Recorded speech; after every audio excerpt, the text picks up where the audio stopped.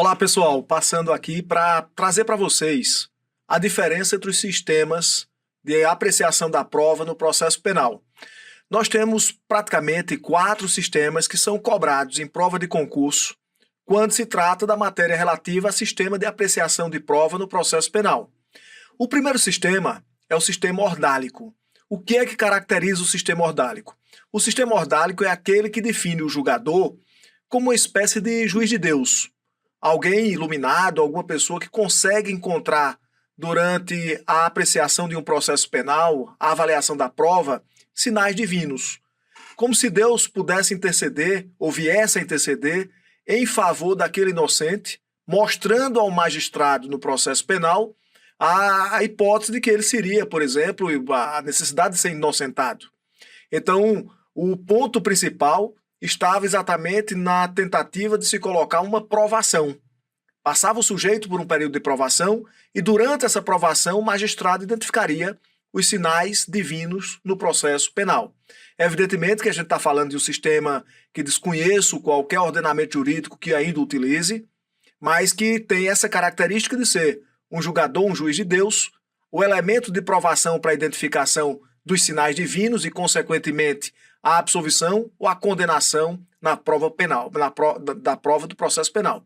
Então imaginem o sujeito que é submetido a uma provação como, por exemplo, os livros contam, andar sobre brasas.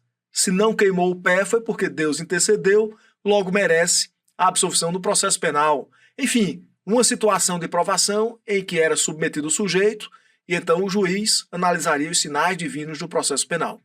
Também temos o sistema do livre convencimento motivado, que é o sistema em regra adotado pelo nosso ordenamento jurídico brasileiro, e o sistema do livre convencimento motivado, o juiz é livre para decidir, para definir, para solucionar o caso, para julgar com fundamento em qualquer prova, desde que motive a sua decisão.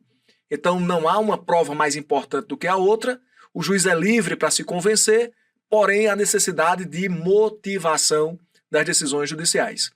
Há ainda sistemas como o sistema da livre apreciação. Esse sistema, o juiz ele é livre para decidir, mas não há necessidade de motivar a decisão judicial. Isso quer dizer, por exemplo, caso do tribunal do júri, você condena ou absolve com sim ou não, mas não há necessidade de dizer qual foi a prova que convenceu, o fundamento da decisão, motivação. Então o sistema do livre convencimento ou da livre convicção é um sistema em que o juiz define, decide, porém não fundamenta a sua decisão. Por último, nós temos também, e se observar bem na sistemática processual penal brasileira, há resquício desse sistema, que é o sistema da hierarquia da prova, ou sistema da prova legal.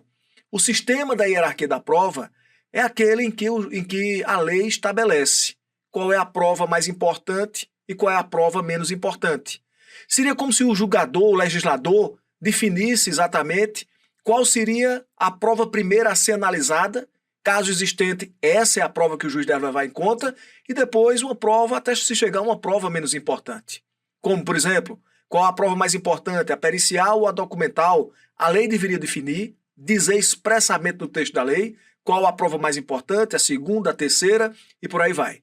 Então, a diferença entre o sistema da hierarquia da prova com o sistema do livre convencimento motivado, que é o adotado pelo Brasil de forma majoritária, é que no sistema da apreciação da hierarquia da prova, seria o legislador como protagonista, dizendo na lei qual a prova mais importante e o juiz tendo que observá-la. Pelo sistema considerado como sistema do livre convencimento motivado, o juiz tem liberdade de se convencer com base em qualquer uma das provas, desde que fundamente a sua decisão. Só um detalhe.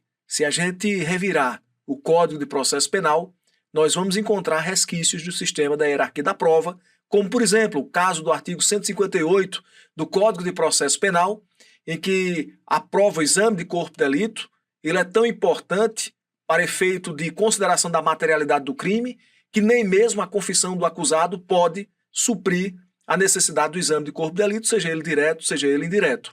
A gente vai encontrar em alguns casos dando mais peso à palavra da vítima do que ao do réu. A gente vai encontrar hipóteses que são exatamente aquelas que são deixadas como resquício do sistema da hierarquia da prova.